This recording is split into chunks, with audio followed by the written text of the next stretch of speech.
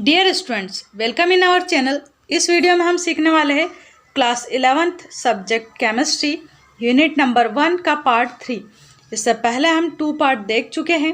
First part में हमने chemistry की डेफिनेशन और इम्पोर्टेंस ऑफ केमिस्ट्री देखा था। सेकेंड पार्ट में हमने एटम और मॉलिक्यूल्स के बारे में पढ़ा था। इस पार्ट में हम पढ़ने वाले हैं एसआई यूनिट्स के बारे में, लॉ ऑफ कंजर्वेशन क्या है और लॉ ऑफ फिक्स प्रोपोर्शन क्या है। ठीक है, साथ ही डिराइव्ड यूनिट के बारे में भी इसमें हम पढ़ेंगे। तो सबसे पहले देखते हैं हम एसआई यूनिट क्या है। एसआई यूनिट्स क्या है? ये जो यूनिट्स है वो इंटरनेशनल लेवल पर सभी कंट्रीज़ में मान्य है। ठीक है, ये जो यूनिट्स है इनका क्या फ़ायदा है कि मान लीजिए आप इंडिया से कुछ भी सामान यहाँ से, जैसे ऑयल है या गेहूँ है या प्याज है, कुछ भी सप्लाई करते हैं तो उसका जो अमाउंट है, मान लीजिए 1 किलोग्राम शुगर का जितना वेट या अमाउंट इंडिया में है उतना ही वेट या अमाउंट अमेरिका में रहता है। मान लीजिए कि ये यूनिट्स अगर डिफरेंट रहती तो क्या होता है, यहाँ से जो हम माल पहुँचाते उसकी क्वांटिटी में वहाँ जाके चेंज आ जाता, उनका किलोग्राम अलग रहता और हमारा किलोग्राम अलग रहता, तो बहुत ज़्यादा प्रॉब्लम्स आती। तो इस प्रॉब्लम को दूर करने के लिए जो इंटरनेशनल कमिटी है, international committee of weight and measurement, उसने सबसे बढ़िया सॉल्यूशन निकाला और पूरे वर्ल्ड लेवल पर 7 बेसिक यूनिट्स को उन्होंने इंट्रोड्यूस करवाया कि ये जो बेसिक यूनिट्स है वो सभी कंट्रीज़ में एक समान रहेगी। जितना वेट 1 किलोग्राम का यहाँ पर रहेगा उतना ही अमेरिका में रहेगा, फ्रांस में रहेगा, रशिया में रहेगा, यानी कि वर्ल्ड की जितनी भी कंट्रीज़ है वहाँ पर सभी जगह 1 किलोग्राम का जो वेट है वो सेम रहेगा। 1 लीटर यानी 1 लीटर कुछ भी सामान अगर हम लेते हैं, दूध है या फिर ऑयल है, तो सबका जो अमाउंट है वो सेम रहेगा। मान लीजिए 1 मीटर आपको कपड़ा लेना है तो जितनी लेंथ उसकी यहाँ इंडिया में है उतनी ही लेंथ या वाइट अमेरिका में भी रहेगी। अब ये जो सिस्टम है वो सबसे पहले 1960 में इंट्रोड्यूस करवाया गया था। इसका ये फ़ायदा हुआ कि पूरे वर्ल्ड लेवल पर सभी कंट्रीज़ में एक जैसी बेसिक यूनिट्स यूज़ की जाने लगी। देखते हैं हम कौन कौन सी बेसिक यूनिट्स हैं, इनके सिंबल क्या है। 7 बेसिक यूनिट्स है। सबसे पहले वाली यूनिट है हमारी लेंथ, यानी कि जब भी हम लंबाई को नापते हैं तो वहाँ पर हम मीटर का यूज़ करेंगे और मीटर का जो सिंबल है वो क्या होता है, एम है। लेंथ को किस में रिप्रेजेंट करते हैं तो स्मॉल एल से रिप्रेजेंट करते हैं लेंथ को। बुक में यहाँ पर प्रिंटिंग मिस्टेक की वजह से एल को 1 बना दिया, तो आप उसको एल कर लेंगे, वो 1 नहीं है, एल ही है। ठीक है, ऐसे ही मास यानी कि किसी भी चीज़ का अगर वेट है तो उसको हम एम सिंबल से रिप्रेजेंट करते हैं और इसकी जो यूनिट है वो क्या है, किलोग्राम है। किलोग्राम को अगर हमें शॉर्ट में लिखना है तो हम स्मॉल के एंड जी लिखते हैं। ठीक है, अब ये जो सिंबल है ना, इसमें आपको जिसमें कैपिटल लेटर यूज़ किया है वहाँ पर कैपिटल और जहाँ पर स्मॉल लेटर यूज़ किया वहाँ पर स्मॉल ही करना है। ठीक है, कभी भी आप किसी भी चीज़ के लिए मान लीजिए आपको 10 किलोग्राम लिखना है, 10 किलोग्राम लिखना है, तो आप 10 किलोग्राम में ऐसे के कैपिटल और जी स्मॉल नहीं बना सकते। ये जो तरीका है वो आपका गलत हो जाएगा। ठीक है, आपको क्या करना है, इसके लिए स्मॉल के बनाना है और स्मॉल जी बनाना है। तो ये हमेशा ध्यान रखना है कि जब भी आप किलोग्राम का सिंबल राइट करें तो स्मॉल के जी ही लिखें। ठीक है, जब भी आप मीटर लिखें तो कभी भी कैपिटल एम ना लिखें, वो किसी और चीज़ का सिंबल हो जाएगा। फिर आप हमेशा मीटर के लिए स्मॉल एम ही यूज़ करेंगे। ठीक है, तो ये स्मॉल और कैपिटल लेटर का यहाँ पर बहुत ज़्यादा हमें ध्यान रखना है। आगे देखते हैं, टाइम के लिए हम टी लिखते हैं। जब भी आपको कहीं पर स्मॉल टी लिखा हुआ मिले मतलब वो टाइम को रिप्रेजेंट कर रहा है और टाइम की जो ऐसा यूनिट है वो क्या है, सेकेंड है। ठीक है, हॉर्स या फिर मिनट्स नहीं है, सबसे छोटी जो यूनिट है या ऐसा यूनिट है वो क्या है, टाइम की सेकेंड है। ये याद रखना है हमें। अब नेक्स्ट देखते हैं इलेक्ट्रिक करंट। जो इलेक्ट्रिक करंट है उसे हम आई से रिप्रेजेंट करते हैं और इसकी जो ऐसा यूनिट है वो क्या है, एम्पियर है और इसे हम कैपिटल ए से रिप्रेजेंट करते हैं। टेम्परेचर के लिए हम कैपिटल टी लिखते हैं। देखो यहाँ पर टेम्परेचर को भी टी से रिप्रेजेंट किया और टाइम को भी टी से ही रिप्रेजेंट किया, पर दोनों में डिफरेंस है। स्मॉल टी लिखेंगे तो टाइम को रिप्रेजेंट करेगा, और कैपिटल टी लिखा अगर तो वो टेम्परेचर को रिप्रेजेंट करेगा। टेम्परेचर की एसआई यूनिट सेल्सियस नहीं है, क्या है, केल्विन है। बहुत सारे बच्चे कंफ्यूज हो जाते हैं कि जो टेम्परेचर है उसकी यूनिट क्या है, बहुत सारे सेल्सियस लिख देते हैं, सेल्सियस नहीं है, हमेशा केल्विन ही लिखना है, ठीक है। नेक्स्ट एसआई यूनिट है हमारी अमाउंट ऑफ सब्सटेंस, के लिए हम एन लिखते हैं, और इसका जो नेम ऑफ यूनिट है वो क्या है, मोल है। सिंबल अगर लिखना है हमें तो क्या लिखें, MOL, मोल। MOL लिखा मतलब यहाँ पर ये कंप्लीट मोल लिखा हुआ, ठीक है। अब इंटेंसिटी ऑफ इल्यूमिनेशन, जो इंटेंसिटी ऑफ इल्यूमिनेशन है इसके लिए हम आई लिखते हैं, यहाँ पर ये आई लिखा है, और इस टाइप से यू जैसा जो बना है इसे हम क्या पढ़ते हैं, म्यू पढ़ते हैं, ठीक है। तो ये जो इंटेंसिटी ऑफ इल्यूमिनेशन की यूनिट है वो क्या हो जाएगी, यहाँ पर कैंडेला है, क्या है, कैंडेला। अब यहाँ पर भी कैंडेला में आपको ध्यान रखना है कि कैंडेला के लिए आप जब भी सिंबल लिखे तो small C and small D लिखे। अगर आपने कैपिटल सी और स्मॉल डी लिख दिया तो ये फिर कैडमियम का फॉर्मूला या क्या बोलते हैं इसको, सिंबल बन जाएगा, ठीक है, फॉर्मूला नहीं, सिंबल बन जाएगा। CD लिख दिया, कैपिटल C और D तो, और स्मॉल CD लिखा है तो मतलब यहाँ पर क्या लिखा है आपने, कैंडेला लिखा है, ठीक। आगे देखते हैं हम। अब जो ये बेसिक यूनिट्स है हमारी, इन्हीं की हेल्प से हमने कुछ डिराइव्ड यूनिट्स बनाई है। कौन कौन सी है डिराइव्ड यूनिट्स देखते हैं। लगभग यहाँ पर 15 जो मेन यूनिट्स दे रखी है, मेन डिराइव्ड यूनिट्स वो बताई गई है। फर्स्ट है यहाँ पर एरिया। एरिया के लिए हम जो सिंबल लिखते हैं वो ए लिखते हैं। इसकी जो नेम ऑफ यूनिट है वो क्या है, स्क्वायर मीटर है। इसको हम M और उसके ऊपर ऐसे स्क्वायर राइट करके लिख सकते हैं, ठीक है। नेक्स्ट है वॉल्यूम। वॉल्यूम को हम कैपिटल V से रिप्रेजेंट करते हैं, और इसकी जो नेम ऑफ यूनिट है वो क्या है, क्यूबिक मीटर है। नेक्स्ट है डेंसिटी। डेंसिटी के लिए P जैसा जो लिखा है इसे हम रो पढ़ते हैं, क्या पढ़ते हैं, इसको हम रो पढ़ते हैं, ठीक है। डेंसिटी के लिए या तो रो लिखेंगे या फिर D। इसकी जो यूनिट है वो क्या है, किलोग्राम पर क्यूबिक मीटर, किलोग्राम पर क्यूबिक मीटर।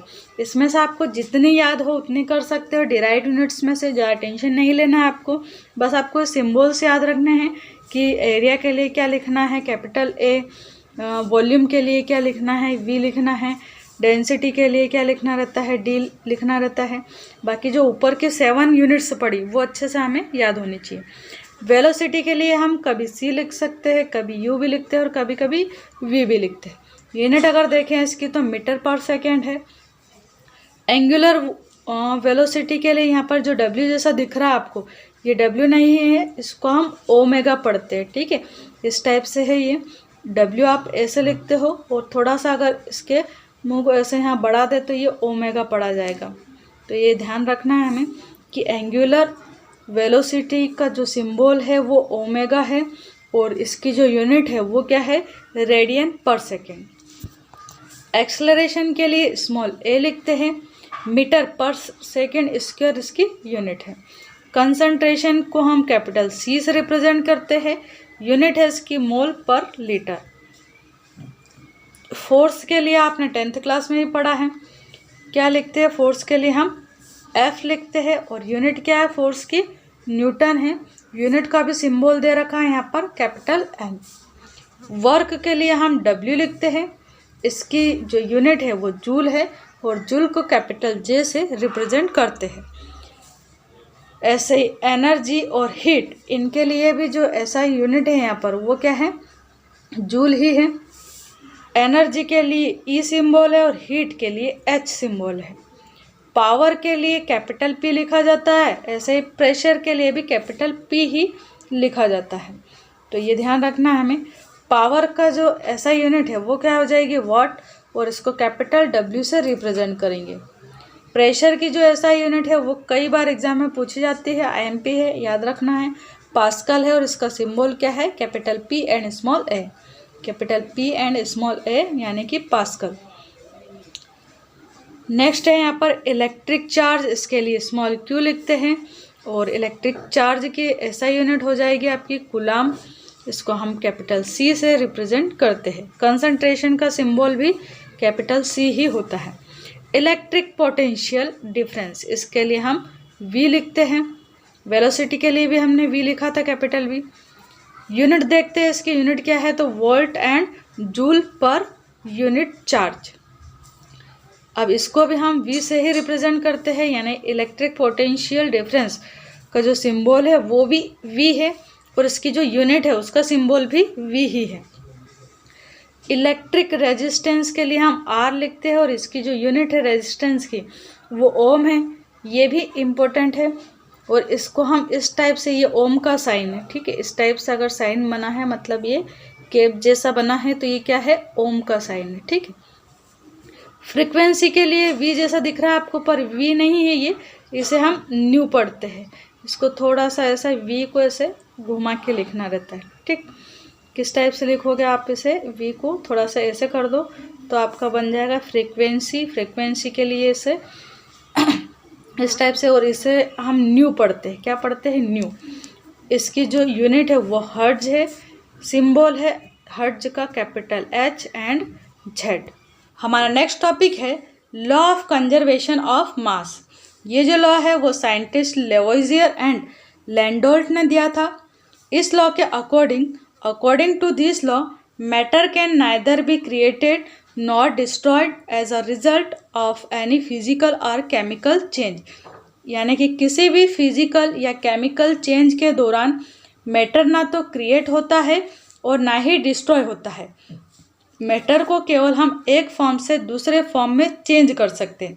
सपोज हमने एक ईंट बनाई, ठीक है, एक ब्रिस्क यानी ईंट बनाई, तो हम क्या बोलते हैं कि हमने ईंट को क्रिएट किया है, हमने उसे बनाया है, बट एक्चुअल में हम ईंट को बनाते नहीं हैं। जो ईंट है वो किससे मिलकर बनी है, मिट्टी से मिलकर बनी है। अब जो मिट्टी है उसे हमने क्या बनाया है, क्या नहीं, मिट्टी हमें नेचर ने दी है, ऑलरेडी नेचर में वो चीज़ प्रेजेंट है, केवल हमने उसको गूंथ के अच्छे से एक शेप दिया और उसे पका लिया है, ठीक है। यानी कि हमने क्या किया, जो मिट्टी थी उसे हमने एक ईंट के फॉर्म में चेंज कर दिया।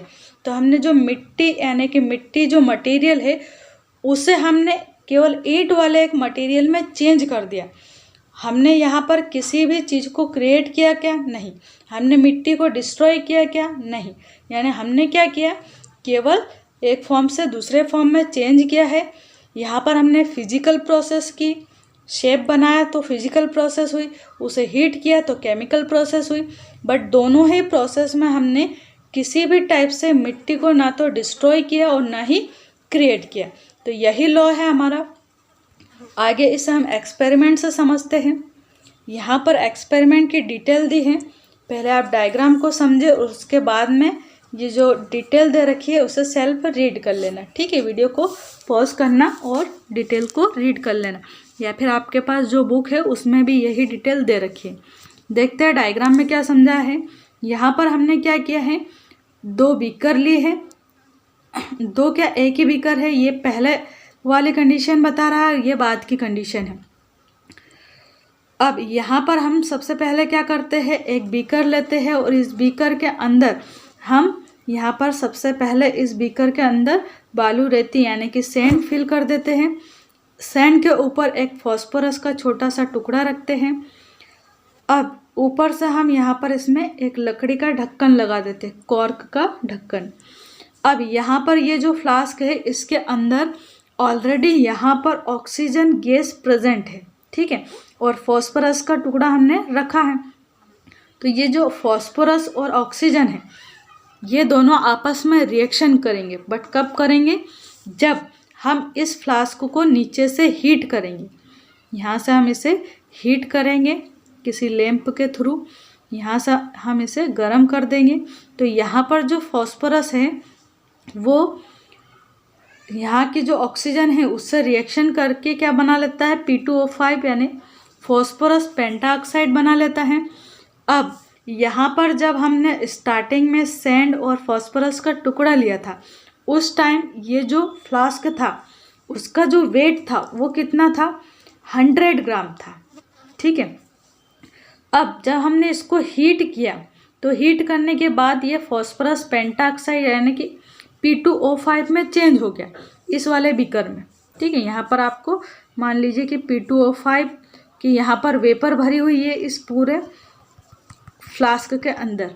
अब ये जो वेपर है इसके साथ हम जब इस फ्लास्क का वेट करेंगे, यानी कि अब हमें क्या करना है, इसका वेट हमें पता है, स्टार्टिंग में ही हम इसका वेट कर लेते हैं जब ये सब चीज़ें इसके अंदर लेते हैं।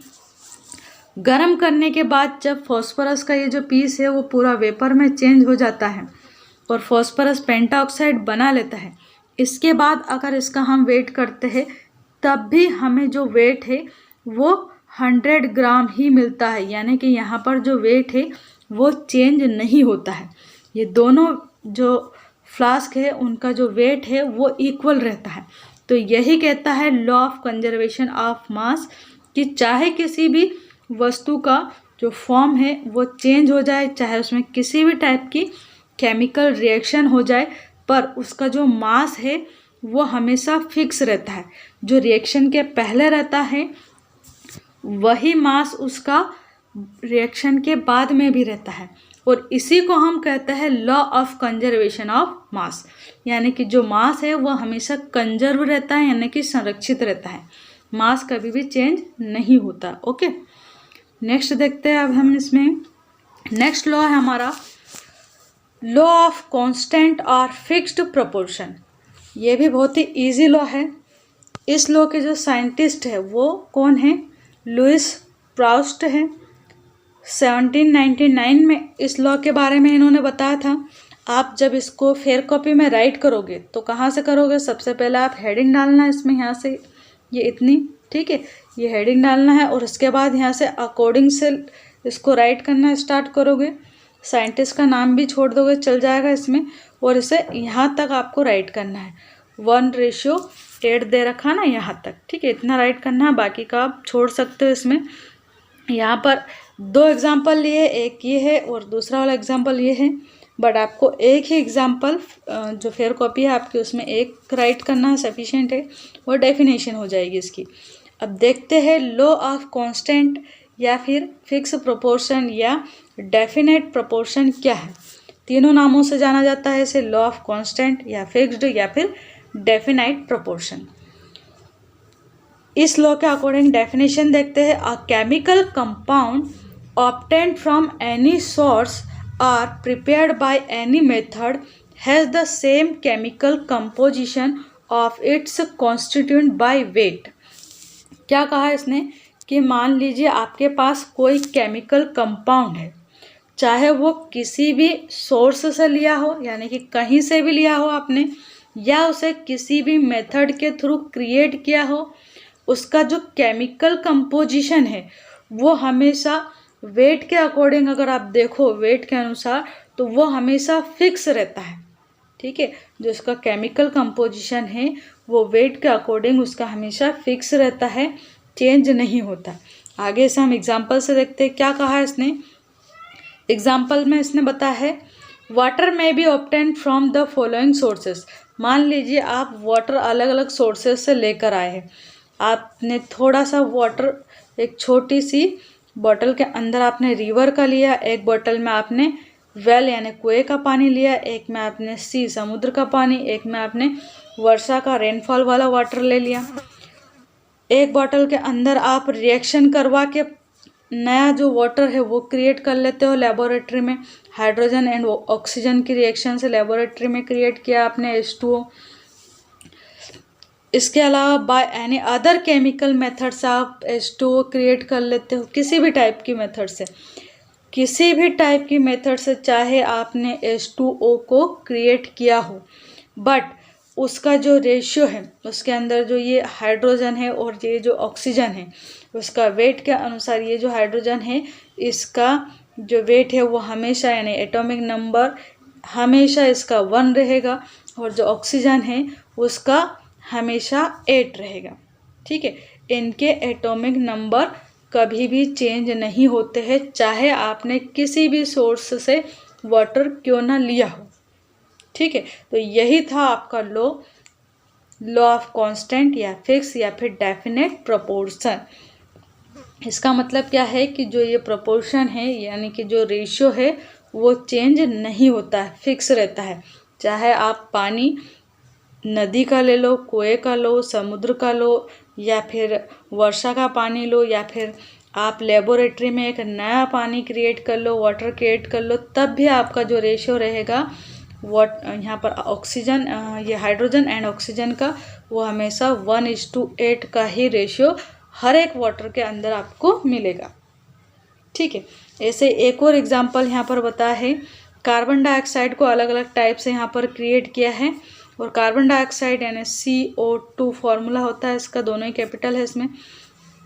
CO2 का जो फॉर्मूला है, इसमें जो कार्बन है उसका अगर एटॉमिक मास आप देखो तो 12 ही रहेगा। जो ऑक्सीजन है उसका अगर मास देखो आप तो 32 ही रहेगा, चाहे वो कहीं से भी ली गई कार्बन डाइऑक्साइड गैस क्यों ना हो। ठीक है।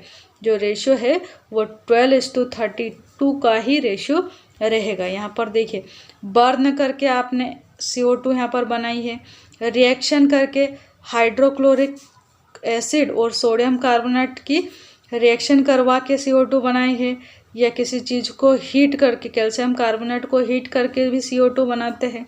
तो सभी जितने भी CO2 बनाए, सब में जो रेशियो है वो 12:32 का ही रहेगा। जो वाटर है उसमें जो रेशियो है वो 1:8 का ही रहेगा, यानी कि जो रेशियो है वो कभी भी चेंज नहीं होता है। तो यही था हमारा लॉ ऑफ कांस्टेंट या फिक्स्ड प्रोपोर्शन। एक बार अगेन देख लेते हैं हम स्टार्टिंग से हमने क्या क्या पढ़ा। हमने यूनिट फर्स्ट में क्या पढ़ा, SI यूनिट पढ़ी। SI यूनिट को कब इंट्रोड्यूस करवाया गया था, 1960 में इंट्रोड्यूस करवाया था इसे। किसने, international committee of weight and measurement ने। ठीक है। कितनी SI यूनिट्स होती है, टोटल हमारी 7 SI यूनिट्स होती हैं। डिराइव्ड यूनिट्स क्या होती है, SI यूनिट के थ्रू जो हम नई यूनिट्स बनाते हैं उन्हें हम कहते हैं डिराइव्ड यूनिट्स। आगे देखते हैं। इसके अलावा हमने लॉ ऑफ कंजर्वेशन पढ़ा। ठीक है। लॉ ऑफ कंजर्वेशन के अकॉर्डिंग मैटर को ना तो हम क्रिएट कर सकते और ना ही डिस्ट्रॉय कर सकते हैं, केवल वन फॉर्म से अनदर फॉर्म में चेंज कर सकते हैं। इसके बाद हमने पढ़ा लॉ ऑफ कांस्टेंट और फिक्स्ड प्रोपोर्शन। इसके अकॉर्डिंग जो भी हम किसी भी सोर्स से वाटर या कार्बन डाइऑक्साइड या कुछ और वस्तु या कोई से भी गैस या कुछ भी मटेरियल लेते हैं अगर, तो उसका जो रेशियो है वो हमेशा फिक्स रहता है। ठीक है। अलग अलग वस्तुओं का यहाँ पर अलग अलग रेशियो रहेगा।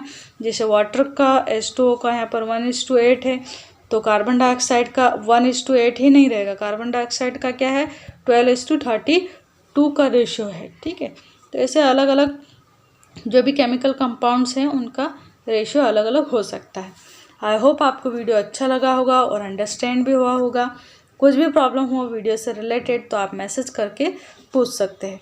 और जितना आपको वीडियो में यहाँ पर आपको दिख रहा है उतना ही आपको फेयर कॉपी में राइट करना है। आप इजीली इसे राइट कर सकते हैं। इसके अलावा कुछ भी प्रॉब्लम आए तो आप पूछ सकते हो। Thank you so much for watching this video.